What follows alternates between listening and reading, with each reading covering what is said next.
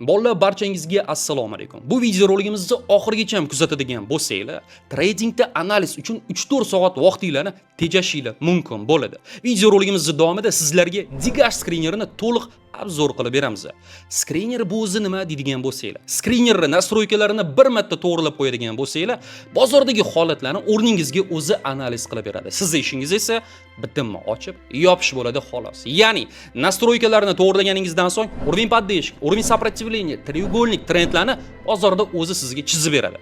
Diqqat va e'tiborni video roligimizni oxirigacha kuzatadigan bo'lsanglar, skriner bu o'zi nima va treyderga skriner nima uchun kerakligini bilib olishingiz mumkin bo'ladi. Davom etishdan avval albatta kanalimizga obuna bo'lib, bu video roligimizga like bosishni ham unutmanglar. Biz bo'lmasam boshladik.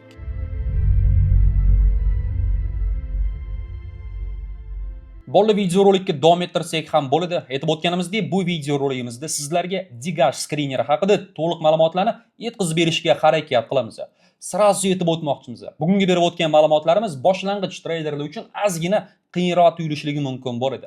Ammo bolalar, o'ylanmanglar. Barcha ma'lumotlarni qo'ldan kelgancha oddiy tilda yetkazib berishga harakat qilamiz.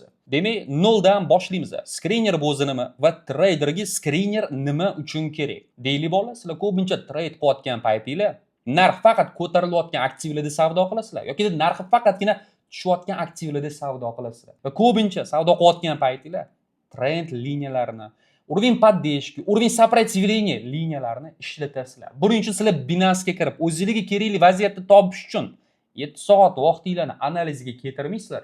Aynan sizlar uchun ham skrinerlar yaratilgan. Skrinerga nastroykalaringizni bir marta kiritib qo'yasiz va skriner avtomatik tarzda sizga kerakli vaziyatni sirazu ko'rsatib berishga harakat qiladi. Natijada analizga ancha kamroq vaqtingizni keltirishingiz mumkin bo'ladi. Mana masalan, biz уже ro'yxatni o'tib, o'zimizga kerakli nastroykalarni kiritib qo'yganmiz, ko'rishingiz mumkin. O'sayotgan aktivlar bo'limiga o'tadigan bo'lsangiz, skriner 24 soat ichida narxi faqat ko'tarilayotgan aktivlarni bizga ko'rsatib berishga harakat qiladi. Tushayotgan aktivlar bo'limiga o'tadigan bo'lsak, skriner 24 soat ichida narxi faqatgina tushayotgan aktivlarni bizga ko'rsatib berishga urinadi. Men ko'pincha trend urovnlari bo'yicha savdo qilaman. Shuning uchun ham trend urovnlari bo'limiga o'tamiz. Skriner har xil altcoinlarni analiz qilgan holda bozorda trend vaziyatlarini topib, o'sha trend vaziyatlarini bizga ko'rsatib beradi. Men bu ko'rayotgan trend liniyalarni men o'zim chizmaganman. Skriner o'zi o'sha liniyalarni avtomatik tarzda tortgan. Men nastroykalarni bir marta to'g'rilab qo'yganman xolos. Ko'rishingiz mumkin. Tekkan tushgan va narx yana o'sha liniyamizga yaqinlashyapti. Albatta bu yerda boshqa instrumentlar ham sellga qarab signal beradigan bo'lsa, pozitsiyamizni pastga qarab ochishimiz mumkin bo'ladi. Поддержка уровеньlari.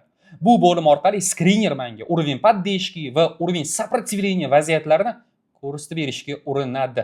Juda ham zo'r va qulay instrumentlardan biri. Ko'rishingiz mumkin.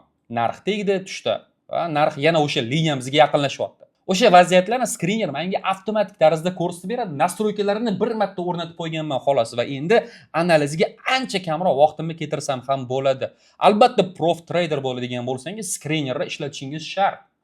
Xo'p, aktiv monetalar bo'limiga o'tadigan bo'lsak, bu yerda oddiy qilib aytganda 24 soat ichida juda ham ko'p odamlarni qiziqtirayotgan coinlarni ko'rishimiz mumkin bo'ladi. Bu coinlarning volatilliklari juda ham baland. Volatillik deganda narx tez ko'tarilib, tez tushayotgan coinlar hisoblanadi va futuresda aynan shunga o'xshash coinlarda savdo qiladigan bo'lsanglar, foydanglar ancha balandroq bo'lishligi mumkin bo'ladi. Va bolalar, ko'rgan bo'lsanglar kerak, juda ham ko'p treyderlar 3-4 ta monitorni ishlatgan holda analiz qilishadi. Skriner bo'ladigan bo'lsa, sizlarga 3-4 ta monitor kerak emas. Bitta monitorni o'zi yetarli bo'ladi. Bolalar, albatta video roligimiz davomida men o'zim o'rnatgan nastroykalarimni sizlarga o'rgatib o'tishga harakat qilaman. Чтобы sizlar ham avtomatik tarzda urovnlarni ko'rishingiz uchun, savdo qilishingiz uchun. Ammo undan avval kelinglar, platforma bilan sizlarni tanishtirib o'tsak. Skriner nomi Digash hozirgi kunda eng zo'r skrinerlardan biri. Silkasini video roligimizning описаниесida qoldiramiz. Bemalol ro'yxatni o'tib olishingiz mumkin bo'ladi. Ro'yxatni o'tayotgan paytingiz email parolingizni kiritasiz xolos va xuddi shunaqa ko'rinishga ega bo'lasizlar. Skriner tugmachasiga bosadigan bo'lsak, bu bo'lim orqali o'zimizga kerakli nastroykalarni kiritamiz va bozorda o'zimizga kerakli vaziyatlarni avtomatik tarzda ko'rishimiz mumkin bo'ladi. Moneta bo'limiga o'tadigan bo'lsak, trading viewda ruchnoy tarzda savdo qilasizlar, o'zingizlar уровень поддержки, уровень сопротивления o'rnatib. Bu yerda ham xuddi shunaqa ruchnoy tarzda bemalol analiz qilishingiz mumkin bo'ladi. O'zingizga kerakli monetani. karta platностей va оповещение. Bu bo'limlar haqida keyingi video roligimizda to'liq ma'lumotlarni yetkazib berishga harakat qilamiz. Albatta, bu video roligimiz ostida maksimal darajada like va kommentlar yig'iladigan bo'lsa, psixologiya bo'limiga o'tadigan bo'lsak, deylik men ba'zi bir paytlar 3-4 soatlab trade qilaman. Ammo men har 2 soatda dam olib turishim kerak. Men bu yoqqa mana yozib qo'yganman. Dam ol. Yaxshi trade qilish uchun har 2 soatda dam olib tur va 2 soat belgisini o'rnatib qo'yganman. Ya'ni screener har 2 soatda menga xabarnoma jo'natadi Telegram akkauntimga. Dam ol, trade qilayotgan bo'lsang, 2 soat bo'ldi, dam ol deb. Sizlar ham xabarnoma yaratish niyatingiz bo'ladigan bo'lsa, sazda tugmachasiga bosasiz. O'zingizga ma'qul narsani kiritgan holda soatini tanlaysiz bu yerda 1 soat, 2 soat, 3 soat farqi yo'q va sazda tugmachasiga bosasizlar bo'ldi. Listingi bo'limiga o'tadigan bo'lsak, yangi chiqqan coinlarni sonini ko'rishimiz mumkin bo'ladi. Mana yaqinda yangi kripto aksiya chiqibdi. Nomi Resolve. Binance birjasiga уже joylangan ekan. Demak, bu joylari sizlarga tushunarli bo'ldi degan umiddaman. Ana endi bu bo'limga o'tsak ham bo'ladi. Bu yerda o'zingizga ma'qul bo'lgan temani tanlashingiz mumkin bo'ladi. Ammo bizga temniy tema ozgina qulayroq. Vid screener. Ekranni sonlarini xohlasangiz kamaytirishingiz mumkin, ammo buni ham savet bermaymiz. O'z holida tursin. Men bu yerda oddiy qilib aytganda, screener har xil yengilliklarni sizlarga jo'natib turadi. Bu joyi unchalik qiziq emas. Bu bo'lim orqali o'zingizning profilingizga o'tishingiz mumkin. Men bu tugmachaga bosgan holda o'zingizga ma'qul bo'lgan tilni tanlaysizlar. Men bu tugmachaga bosgan holda o'zingizga ma'qul bo'lgan time frame ni tanlashingiz mumkin bo'ladi. Demak, bolalar, screenerni sizlarga tanishtirib o'tdik. Ana endi kelinglar. Men o'rnatgan nastroykalarni sizlarga ko'rsatib o'tadigan bo'lsam, Otabek aka, men ham oldindan narxi faqatgina ko'tarilayotgan yoki tushayotgan coinlarni kuzatdim kelyapti. Menda ham urovinglar avtomatik tarzda tortilsin deydigan bo'lsanglar, nastroykamizni sizlarga to'liq ko'rsatib o'tamiz. Orqamizdan qaytaradigan bo'lsanglar, xuddi shunaqa ravochi stolga ega bo'lishingiz mumkin bo'ladi. Ba'zi bir tushunmagan savolinglar bo'ladigan bo'lsa, komment orqali murojaat qilishingiz mumkin bo'ladi. Nastroykalarni sozlashinglar uchun screener bo'limiga o'tasizlar. O'sayotgan aktivlarni sozlashni ko'rsatib o'tamiz. Sazda tugmachasiga bosamiz. Nomini yozishimiz kerak bo'ladi. Sortirovka bo'limiga o'tamiz. To'pi rostani tanlaymiz. Grafik bo'limiga o'tamiz. Gorizontal urovinglarni olib tashlaymiz. Trend urovinglarini olib tashlaymiz va plotностьni o'chirib qo'yamiz. 1 soatlik time frame ni tanlab, sazda tugmachasiga bosamiz. Bo'ldi bolalar. Ana endi men bu tugmachaga bosadigan bo'lsak, screen 24 soat ichida narxi faqatgina ko'tarilayotgan aktivlarni bizga ko'rsatib berishga harakat qiladi. Mana udalить qilsak ham bo'ladi endi.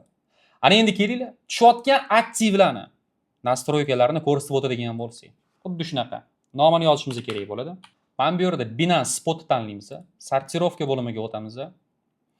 Topy попаденияni tanlaymiz. Xuddi shunaqa. Mana bu gorizontal, trend va plotностьlarni o'chirib qo'yamiz. 1 soatlik time frame ni tanlab, sazda tugmachasiga bosamiz. Ana endi bu bo'lim orqali 24 soat ichida narxi faqatgina tushayotgan altcoinlarni kuzatishimiz mumkin bo'ladi. Buni ham o'chirib yuborsak bo'ladi.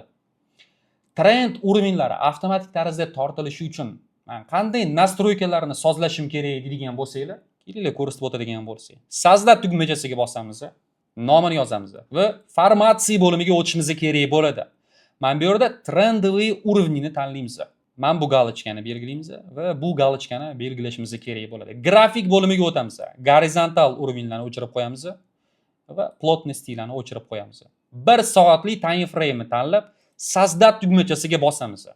Va bolalar, ana endi screener bizga trend vaziyatlarini bozorda o'zi topib, o'sha trend liniyalarni avtomatik tarzda mana ko'rganingizdek chizib beradi. Men bu yerda endi trend urovinglarni o'chirib tashlasak ham bo'ladi, chunki bu yerda уже sazdat qilganmiz. Поддержка urovinglarni qanday qilib sazdat qilaman deydigan bo'lsanglar, ustiga bosamiz. Nomini yozganimizdan keyin Binance Spot tanlaymiz, formatsiya bo'limiga o'tamiz. Va oddiy qilib aytganda, gorizontalniy urovni tugmachasini ustiga bosib, ikkita galochkani belgilashimiz kerak bo'ladi. Grafik bo'limiga o'tamiz va bu yerda trend urovinglarini o'chiramiz va plotностьlarni olib tashlaymiz. 1 soatlik time frame belgilab, sazda tugmachasiga bosamiz. Tak bolalar, mana marhamat ko'rishingiz mumkin. Ana endi screener bizga avtomatik tarzda уровень поддержки, уровень сопротивленияларni belgilab ko'rsatib turibdi. Bu narsalar sizlarga tushunarli bo'ldi degan umiddaman. Aktiv monetalarni qanday sazdat qilganimni hozir ko'rsatib o'tishga harakat qilaman. Buni oddiy qilib aytganda уровень поддержкini удалить qilamiz. Ana endi aktiv monetalarni yaratishni ko'rsatib o'taman. Bo'ldi. Gap bo'lishi mumkin emas. Binance Spot, formatsiya, aktivniy monety. Mana buni belgilab qo'yishimiz kerak bo'ladi. Filtr, Bu joy bizga kerak emas. Sortirovka. Так, по volatilности. Grafik. Gorizontal уровеньlar kerak emas, trend уровень kerak emas, plotnostlar bizga kerak emas. 1 soatlik time frame tanlaymiz va indikator bo'limiga o'tamiz. Texnические данные по monete tugmachasiga bosib, Sozdat tugmachasiga bossak ham bo'ladi.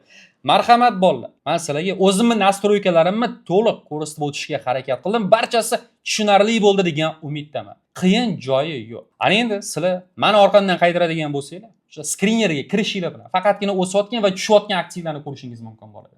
Skriner sizlarga ham avtomatik tarzda trend va уровень поддержки liniyalarni sozlab beradi va aktiv monetalarni real holatda kuzatib turishingiz mumkin bo'ladi. Video roligimiz juda ham qiziqarli va foydali bo'lib o'tdi degan umiddamiz. Albatta bitirishdan avval kanalimizga obuna bo'lib, bu video roligimizga like bosishni ham unutmanglar bolalar.